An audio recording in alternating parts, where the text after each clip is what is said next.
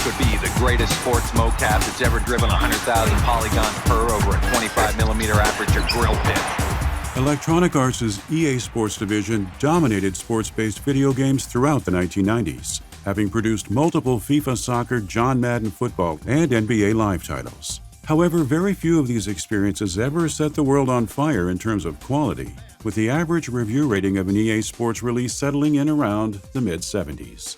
The publisher's first venture into America's favorite pastime with triple play baseball wouldn't change this pattern, but it did open the door for the action sports game that would: SSX. SSX debuted alongside the PlayStation 2 in 2000 and attracted a worldwide audience that guaranteed its place as one of the best-reviewed games on Sony's flagship platform.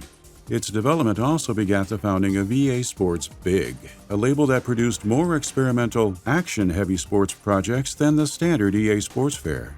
The first SSX wouldn't go down as the Big Vertical's last success story either. In particular, the Snowboard Super Cross franchise continued to thrive for the next several years, courtesy of two sequels that received just as much praise as their predecessor. The final three installments launched between 2005 and 2012.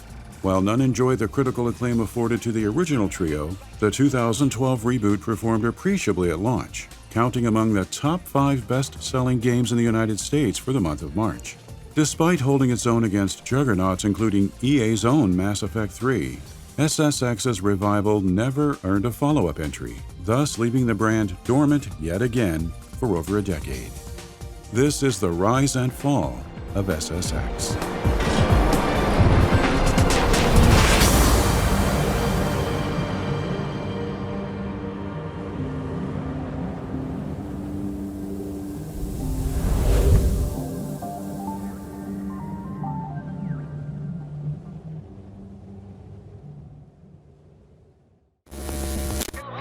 Report to the jump area. Remember, first prize is a new car and you could be the winner. Every contestant gets 2 jumps.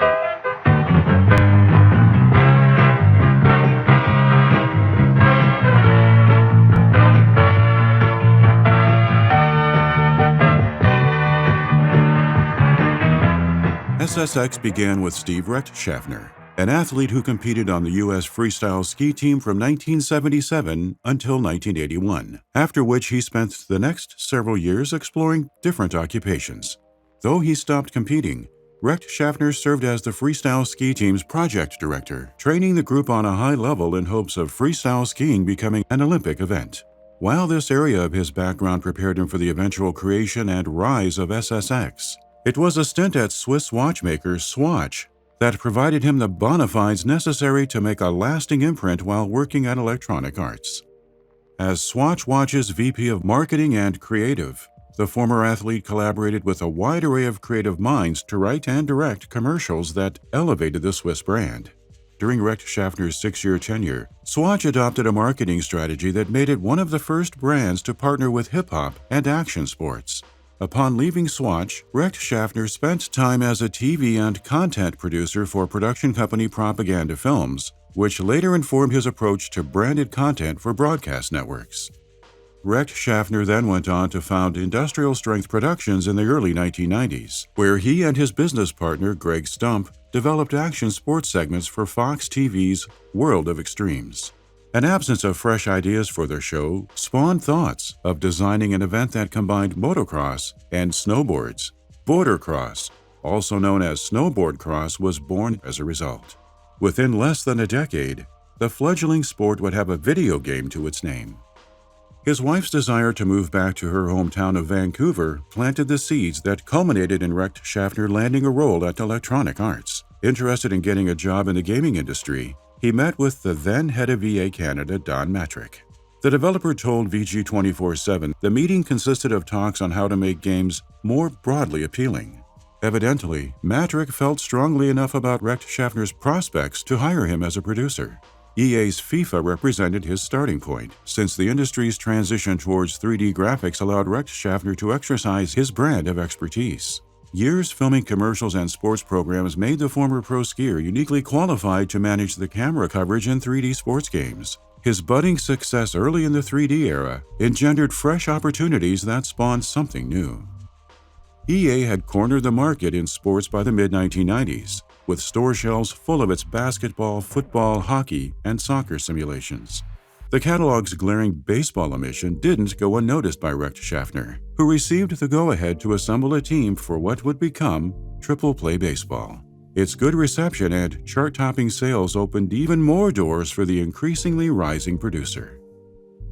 Recht Schaffner notably benefited from EA's silver bullet concept, the idea being that developers who built successful games were given a chance to develop new ideas on their own. Thus, the momentum from Triple Play facilitated the creation of the first Border Cross game. With the blessing of EA's president of Worldwide Studios, Paul Lee, a few Triple Play developers were shuffled onto the Border Cross crew to build a game engine capable of powering a convincing snowboarding experience. The primary goal behind the engine's creation centered on enabling arcade or Nintendo-level quality, specifically emphasizing fun over simulation. Good physics and thrilling gameplay were paramount, along with ensuring the game offered pick-up-and-play style controls that felt simultaneously approachable and difficult to master. SSX initially entered development with the Dreamcast constituting its targeted hardware. Such a commitment lasted only a short time because of Electronic Arts severing ties with Sega. The Japanese console manufacturer had owned a fairly substantial stake in computer hardware firm 3DFX, as did EA. However, in a complete 180 that shocked the industry in 1997, Sega opted to base the Dreamcast's inner workings on the Power VR2 chipset by NEC.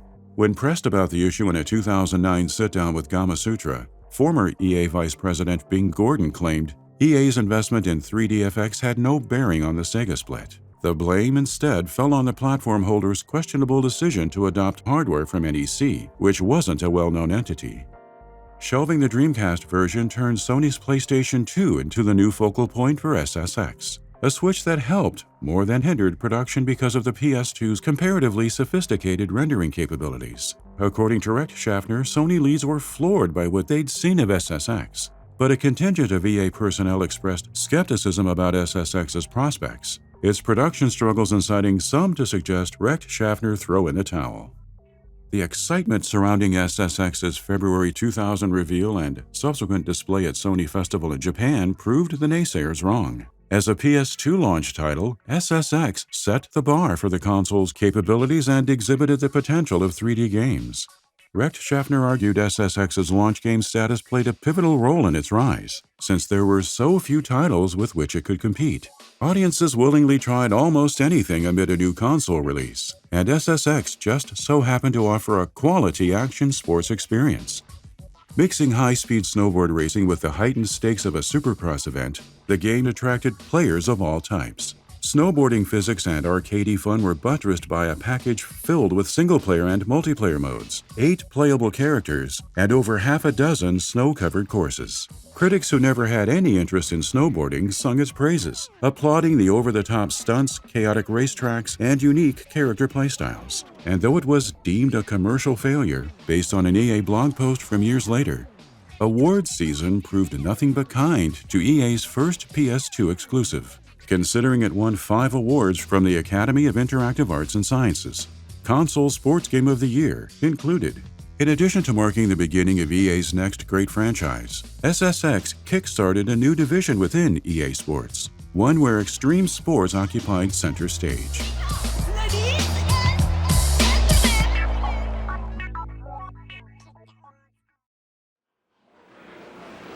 Hello there.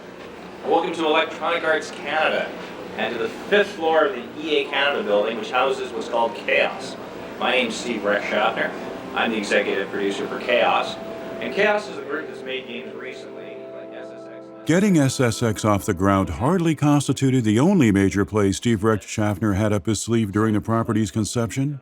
He'd also envisioned the founding of another sports-oriented vertical at EA, which would cater to experimental titles in a similar vein as Snowboard Cross. The producer's time working on Swatch marketing and branding helped facilitate the EA Sports Big Pitch, wherein he proposed a new brand that connected to sports, but clearly differentiated it. Within 2 weeks, EA had the big publishing arm up and operational just in time for SSX's arrival. EA Sports Big couldn't have gotten off on a better foot, thanks in no small part to the universal praise SSX received. Though middling review scores were the norm for EA Sports games of the day, SSX hit the ground running with a 93 Metacritic score, making it one of the highest-rated releases on PS2. Suddenly, the big brand became flush with cachet, and EA wasted no time pushing for more action arcade-style sports games. Several producers from other EA-owned studios started leading projects under the new label as a result, with Recht Schaffner becoming the de facto godfather of it all.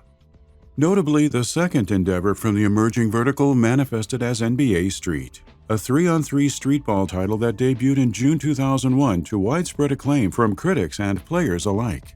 SSX Tricky slid into stores later in the year as an SSX sequel, though EA Canada's original aspirations occupied a much smaller scale. Having released a premier launch game on PS2, Electronic Arts had every intention of double-dipping and giving SSX a new lease on life the following holiday season. After all, more PS2 consoles were in homes, so revitalizing the Border Cross experience seemed a shrewd way to go about attracting a larger audience. EA Canada approached the second edition as a remix from the outset, conceiving an enhanced version that would interest newcomers and compel early adopters to jump back in for another dose. As such, the upgraded SSX wore many titles throughout its months-long production cycle, chief among them SSX 1.5 and SSX DVD. EA unveiled it as the latter in March 2001, promising SSX DVD would come in the form of a remixed, DVD-enhanced iteration of the original snowboarding game. The announcement teased major alterations to SSX maps, new scripted elements for races, and additional character interactions that would trigger story-affecting rivalries between borders.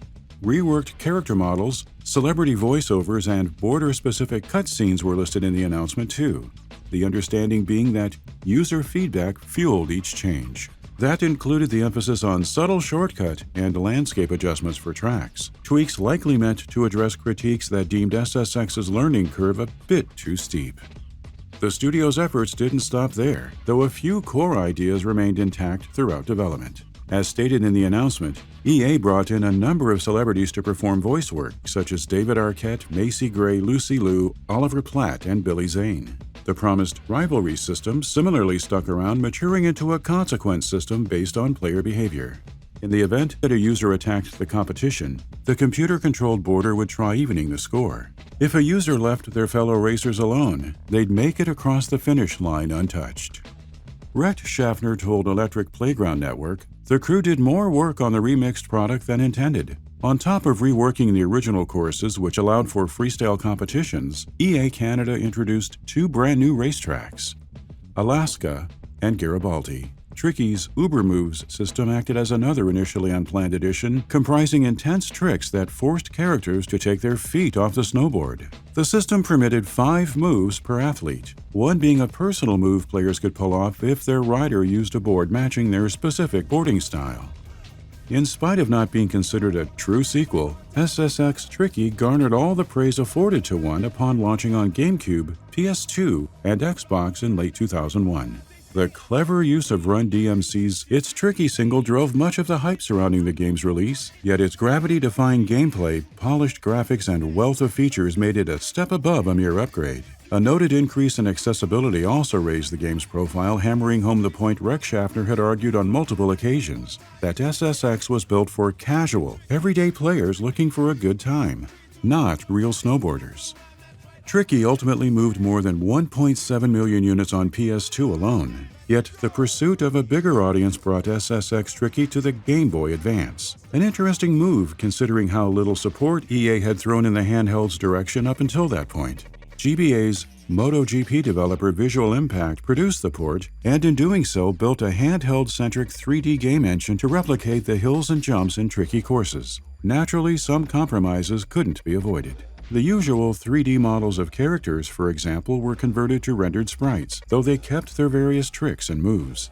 SSX Tricky raced onto the Game Boy Advance in the fall of 2002, complete with all 12 racers and portable iterations of 8 tracks. Reviewers didn't rate it as highly as before, citing clunky controls and races so heavily modified as to make the usually fun competitions rather monotonous. Regardless, Tricky would go down as a meaningful addition to any GBA library.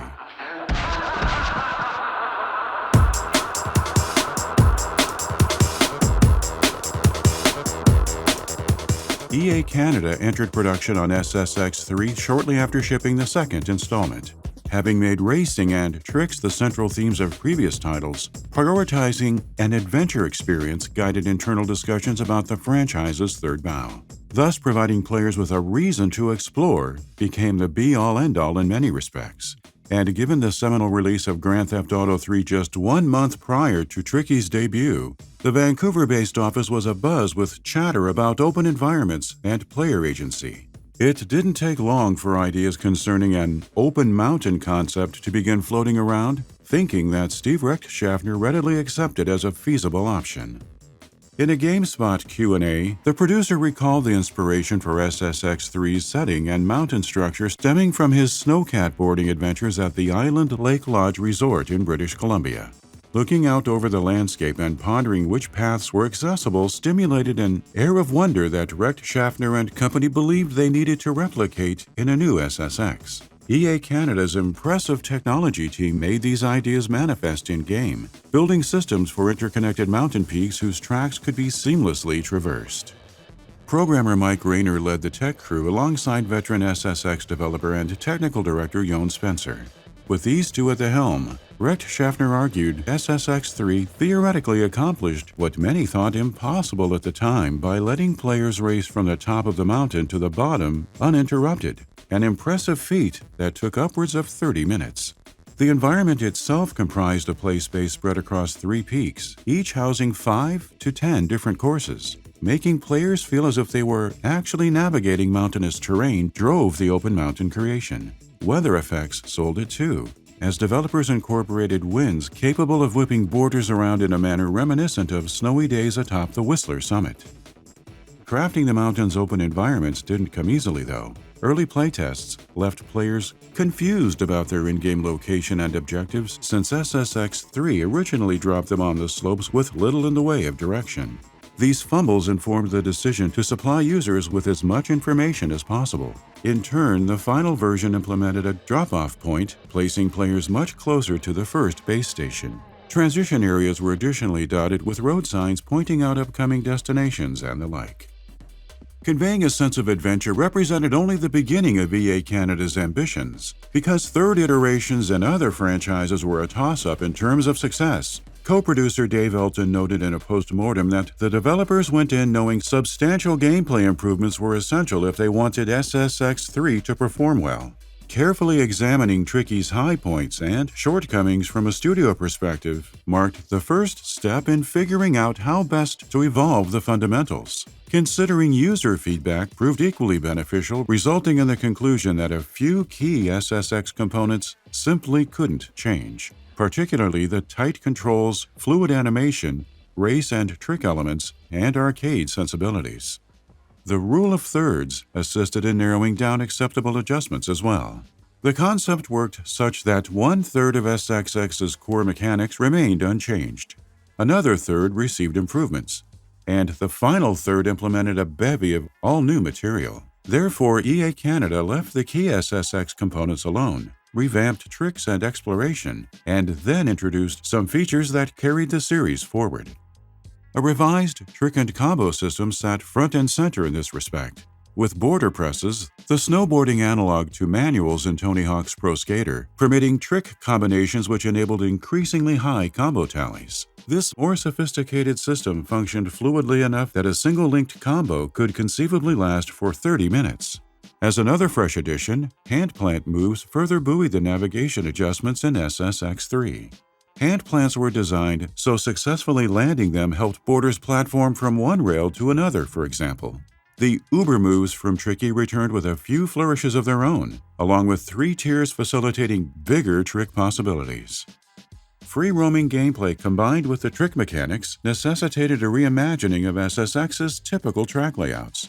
According to producer Larry LaPierre, course design evolved by incorporating runs more harmonious with the type of riding meant to occur on specific tracks.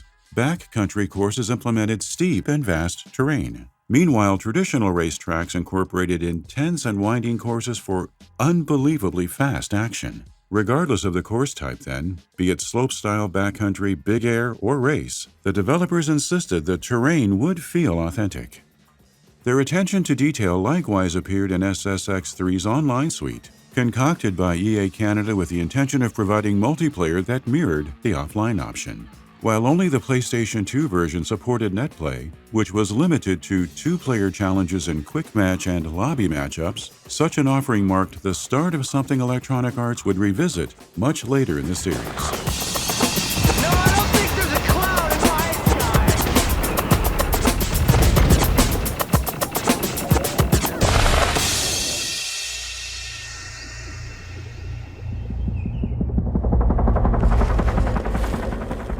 SSX3 entered the public consciousness under peculiar circumstances, its initial tease appearing in a brief trailer featured on the PS2 and Xbox versions of NBA Street Volume 2.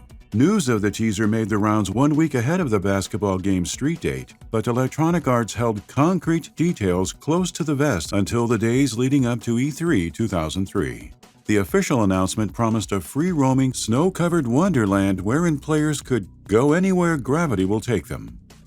By most accounts, the developers delivered on said promise upon shipping the game in October 2003. It received universal acclaim from critics and players, beating out SSX Tricky as the highest-rated entry in the series. Everything from the third game's impressive snow effects and fine-tuned gameplay to its open structure and almost overwhelming number of challenges garnered widespread praise.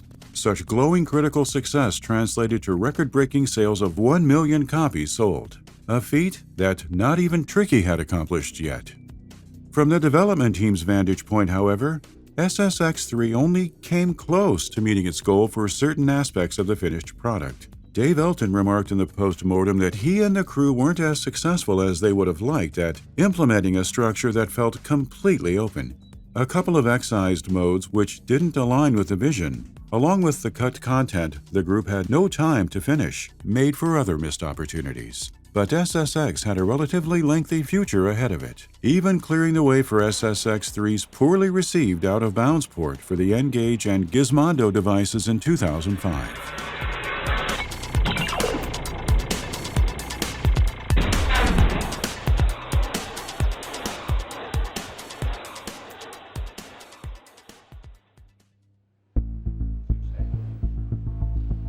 This is the Snowboard development area. Over here where I just came out of, where our programmers are working.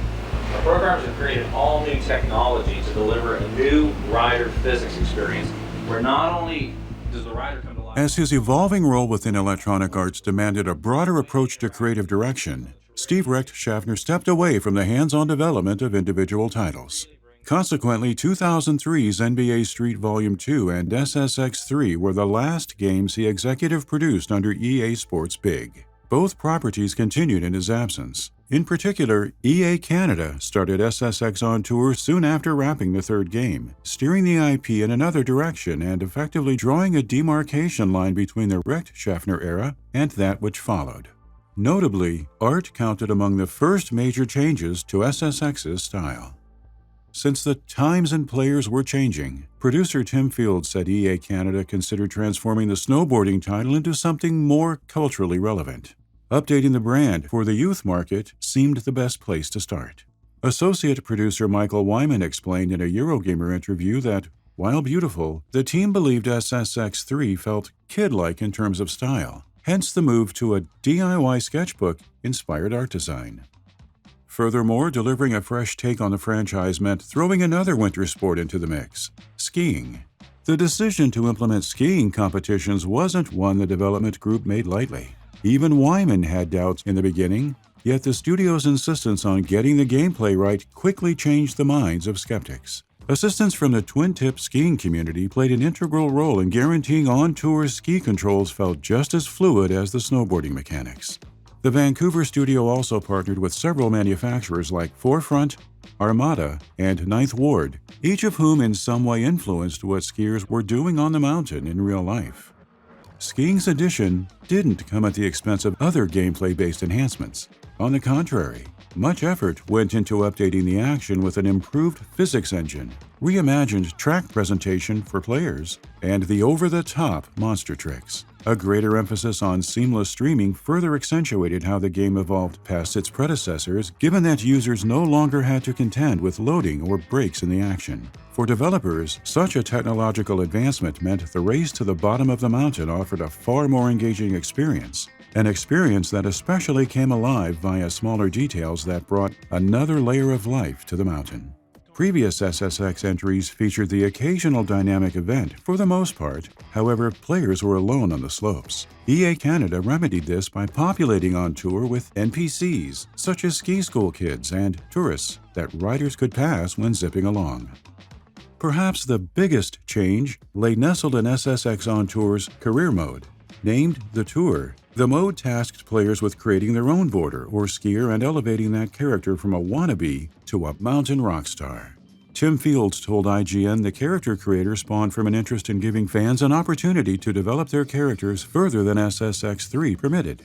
The system additionally implemented contemporary real-world gear like weather-appropriate clothing into the digital world.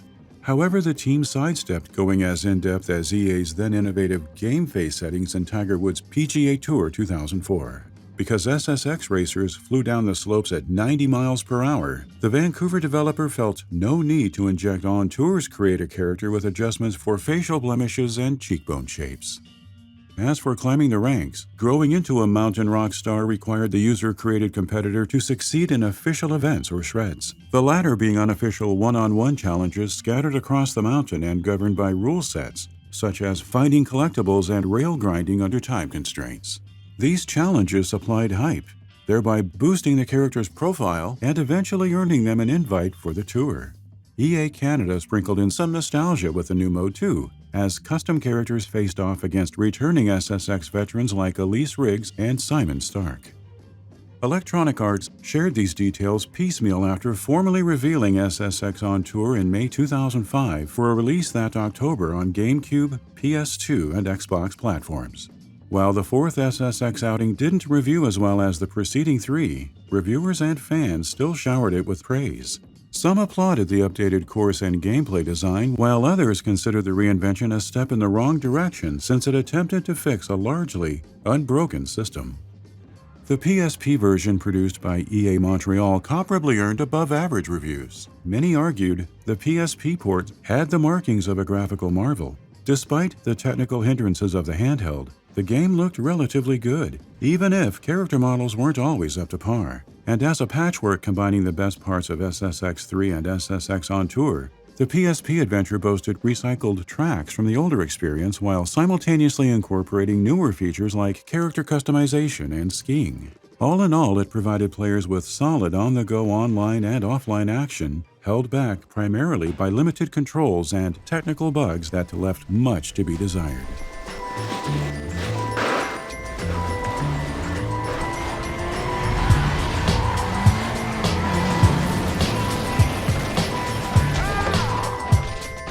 By the mid-2000s, Electronic Arts had a questionable track record for porting games on Nintendo platforms. Bearing that in mind, gaming pundits and enthusiasts were surprised when the publisher confirmed plans to extensively support the Wii mere months ahead of release. This welcomed news indicated the console would enjoy a healthy helping of third-party support in its first few years, given that EA-owned studios were deep in production on 6 titles spanning The Godfather, Harry Potter, Madden, Need for Speed, SSX, and Tiger Woods franchises. The announcement further declared each game would be custom-built to fully leverage the platform's unique motion controls. EA's Senior Vice President and General Manager John Shepard said the internal Wii initiative began with Madden, then escalated into an explosion of innovation because multiple teams became energized by the creative opportunity the hardware and controls afforded them. Interestingly, EA Canada wouldn't lead the SSX brand into this new frontier, instead passing the baton to its sister studio in Montreal, the development group behind SSX On Tour's PSP build. The public got a glimpse of what EA Montreal had in store during a Wii-dedicated episode of Spike TV's Gaming Head in December 2006, where EA and Nintendo showcased world premiere gameplay footage of SSX Blur. More concrete details followed soon thereafter, courtesy of a press release wherein producer Alex Hyder communicated the studio's vision of Wii-ifying the soul of SSX, from the air and the speed to the tricks and the fun. Towards that end, EA Montreal ensured SSX's exhilarating thrills were best reflected in its on-the-ground and in-the-air control scheme. The Wii console's nunchuck thus enabled players to carve down the mountainside by tilting the controller left and right to emulate turning movements. In the other hand, the Wii remote simulated air controls, so players would move the remote from side to side for spins and up and down for flip tricks. Buttons on the joystick enhanced these actions. For instance, pressing Z provided a boost, and C performed a pivot on skis or a tail press on snowboards. Using both controllers simultaneously with a full groove meter activated the classic Uber tricks, though the system's return boasted some twists. The Uber moves of old depended on button combinations, whereas Blur instituted a system in which players utilized the Wii remote to draw a series of on-screen symbols as quickly and accurately as possible. Lead designer Eric Chartrand likened the revised Uber moves to painting shapes in 3D spaces, and argued in general that placing motion controls at the forefront of SSX Blur seemed a more intuitive and ideal way to play a snowboarding game. The developers focused a lion's share of their energy on real-world motion when carving out SSX's next step, which amounted to somewhat of a best-of compilation. Yet few could say Blur skimped on its other technical aspects. EA Montreal crafted SSX Blur on a modified version of the on-tour technology, with improvements that boosted the performance to 60 frames per second. The engine modifications overhauled the mountain with new textures and lighting to boot, enough that Chartrand claimed even ardent SSX fans would have trouble recognizing some of the setting's playable courses. When mapping out Blur's mountain designs, developers went the best-of route, reviving and remaking pre-existing tracks from SSX3 and On Tour to befit the demands of Wii gameplay. Blur comprised 12 tracks and 3 hub areas in total. Some of the returning courses from SSX3 included Happiness and Snow Jam, while Between the Sheets and Wild Tree Fun constituted On Tour derivatives. The new career mode for Blur similarly borrowed traits from On Tour's PSP port at SSX3, providing a journey of progression, wherein players would spend much of their time competing in events and tournaments. As Nintendo's online system for Wii wasn't ready, SSX Blur lacked online dedicated multiplayer options, yet included 2 local multiplayer modes, split screen for race and slopestyle competitions, and Hot Seat, where up to 4 players could face off in turn-based big air, half-pipe, and slalom events. These offerings all combined for a thrilling experience that launched at a critical period for the Wii, given its Q1 2007 release schedule rested on the shoulders of SSX Blur's February debut, and The Godfather, another EA-published title. The SSX sequel landed to mixed reviews. While many players appreciated its ability to replicate the physicality of sliding down a slope on skis or a snowboard, some called it an exercise in frustration, amplified by a needlessly obtuse control scheme.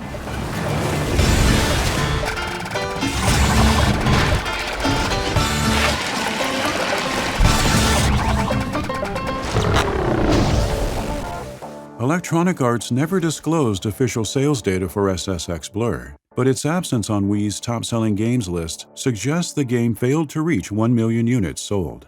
By the time of Blur's February 2007 launch, the EA Sports big brand had already hit a downturn. Steve Rechtschaffner said in a VG247 interview that the label started dissipating once he left after SSX3. The big vertical became less focused and eventually disappeared as sequels experienced a drop in quality and, consequently, diminished in popularity. 2008's FIFA Street 3 represented Big's final bow. The short-lived EA Sports Freestyle took over in its stead, only producing 3 games before it, too, faded into obscurity.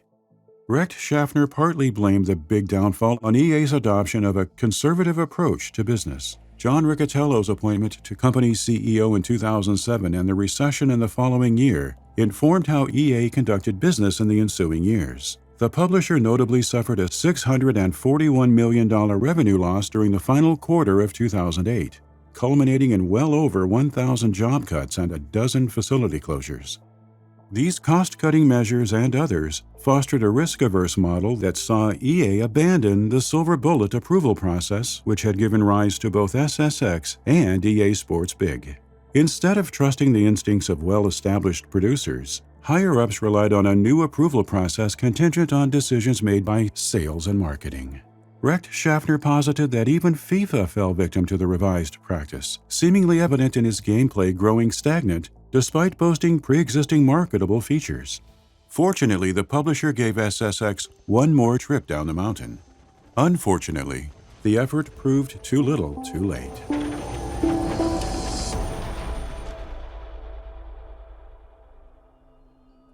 It has been a while since SSX has been out, and the idea of bringing back SSX has always been talked about at EA. SSX is very popular within the company. There's a lot of people who loved working on it, and a lot of people who want to work. According to producer Sean Smiley, discussions about revisiting SSX circulated for years within the EA offices, but the PS3 and Xbox 360's technological advancements sparked the realization that an SSX game could finally explore ideas developers previously thought impossible. The 7th-gen consoles from Sony and Microsoft thus seemed a good setup for the IP's revival, and series creator EA Canada readily took the helm. Based on statements given to Kotaku by sources familiar with EA Canada's operations, development on the new-gen SSX reportedly kicked off around 2008. When the opportunity arose, the crew purposefully avoided any path that would result in yet another sequel, wanting to instead craft a launching point capable of propelling SSX into the future. Producer and creative director Todd Batty noted in a Game Reactor interview that such thinking begat ambitions of building something huge. Stumbling across NASA topography data was akin to finding a gold mine early in the project's inception. The data provided the foundation for the in-game peaks since the EA studio ran the topographical information through its proprietary Mountain Man software, which then created 3D models in accordance with the longitude and latitude coordinates of any mountain on Earth. Batty lauded the process as a great starting point because it generated the core of the mountain and surrounding vistas. Once Mountain Man set the basics in place, designers went in and carved out the playable courses, taking special care to SSXify the terrain. 9 regions were built for the rebooted SSX using this method, with all 7 continents receiving representation at least once. As such, the Himalayas, Patagonia, Africa, Alaska, and more territories received the SSX treatment. And while every space held unique factors specific to their respective geographical location, developers exaggerated segments of each map with one express purpose in mind: returning SSX to the cutting edge. A precursor to Border Cross's status as an Olympic sport, the EA-branded title had always been ahead of the curve. But Border Cross had evolved immensely in SSX's prolonged dormancy, with pro riders taking life-threatening risks where some would jump off cliffs and land by deploying parachutes. SSX developers believed they needed to capture the same spirit, then take it up a step. In turn, the reboot adopted 3 distinct pillars that guided development: Race It, Trick It, Survive It. The Race It and Trick It motifs were cornerstones of the original franchise. Survive It added a new wrinkle by pitting man against mountain. Influenced by the sport's evolution, EA Canada constructed survival gameplay that combined the arcadey SSX of old with new school tricks and the unpredictability of Mother Nature, throwing rock slides, avalanches, and devastating temperature drops into the mix. One course in the Himalayas region would plant players high atop the summit and task them with navigating down the rough and craggy terrain before they ran out of oxygen. A section of the game's Patagonia map housed a graveyard of crashed airplanes, complete with huge gaps that riders could only clear with wingsuits. And Antarctica featured a course where the temperature fell to negative 40 degrees Celsius, a death sentence if players couldn't quickly exit the shade and enter the sunlight. These survival-based objectives were known as deadly descents, an essential concept for the campaign mode where users followed a group of boarders endeavoring to become the first to descend the most treacherous mountain ranges in the world. In the campaign, riders would compete in a region's racing and trick events until earning the right to tackle the deadly descent. Not only did the Deadly Descent challenges function like boss battles, they also gave the SSX reboot its impermanent subtitle.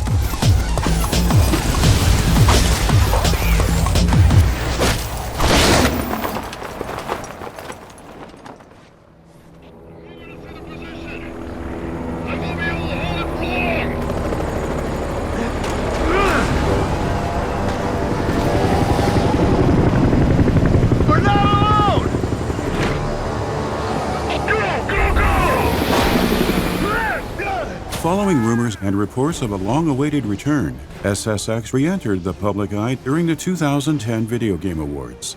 Electronic Arts unveiled the next installment as SSX Deadly Descents, sharing a teaser trailer that some onlookers described as too dark and a little too serious. The publisher cleared the air days later in a press release promising Deadly Descents would deliver the fun of the classic action sports series. Fans remained skeptical, though, causing internal concerns that the teaser's emphasis on the survival theme may have overshadowed what else the experience had on offer. EA shelved the subtitle some months later, leaving only SSX, a fitting choice since, as producer Sean Smiley put it, they were starting all over again. Yet the reboot didn't totally wipe the slate clean. In addition to fan-favorite Ryder Elise, several series regulars rejoined the roster, partially thanks to a developer-run Facebook poll that showed fans especially favored Moby, Cowrie, and Simon. The returning cast required a makeover to keep with the times, necessitating redesigns that accessorized the snowboarders with believable and stylish gear contemporary to the day. EA Canada's efforts were favorably received once the reimagining landed on PS3 and Xbox 360 in February 2012. Yet whether it adequately recaptured the brilliance of older entries stirred lots of debate. One half of the divide argued SSX's best days had long passed. Contrarily, others believed the new game raised the bar for interactive snowboarding experiences. Either way, the absence of a true online multiplayer suite at launch didn't do it any favors. To the chagrin of players, SSX even lacked split-screen support. EA rectified the issue in a free August 2012 update packed with real-time multiplayer races called 3-2-1-Go events. The update introduced Free Ride as well, another single-player mode wherein users could freely explore every map sans the pressure of rules or challenges. Interestingly, these extra offerings went live during the same period that EA dropped the title's retail price from $59.99 to $39.99 in North America. The company withheld how much of an impact the reduced price had on SSX's commercial performance. In fact, official sales numbers never surfaced at all. Data from early in its life cycle showed SSX appeared in the U.S.'s top 10 best-selling games in March 2012. It failed to crack the top 10 for the year, though that wouldn't have come as a surprise considering Assassin's Creed, Call of Duty, Just Dance, and EA's own Madden had comfortably topped the bestsellers list for back-to-back years.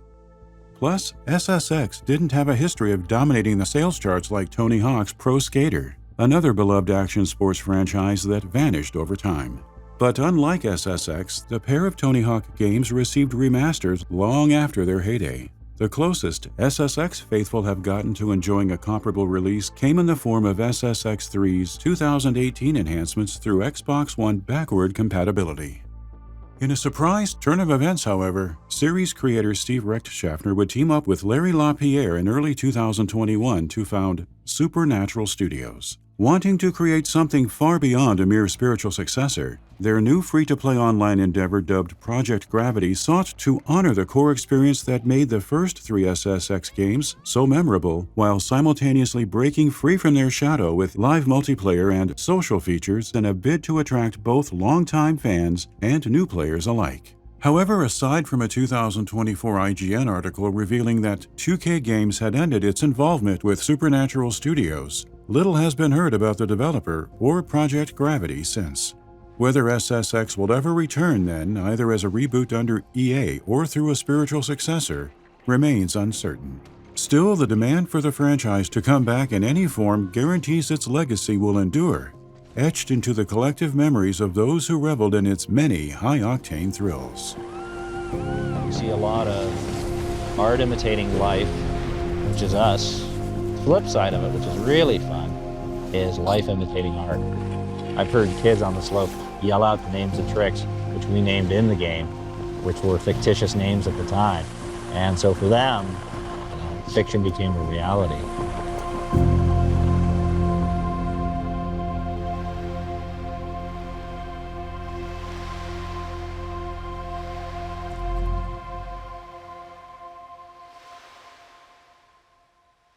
This video is made possible by you. Your incredible support through Patreon and donations is what makes it possible for us to keep creating these documentaries. So if you'd like to be the first to see what's next and help our small independent team keep going, consider joining us on Patreon. You'll gain early access to our latest videos in addition to a host of other rewards not available on YouTube. Thank you for making this possible. Thank you for watching our video. We'd like to take this time to thank, by name, the generous Patreons who have pledged to our Hall of Fame reward tier.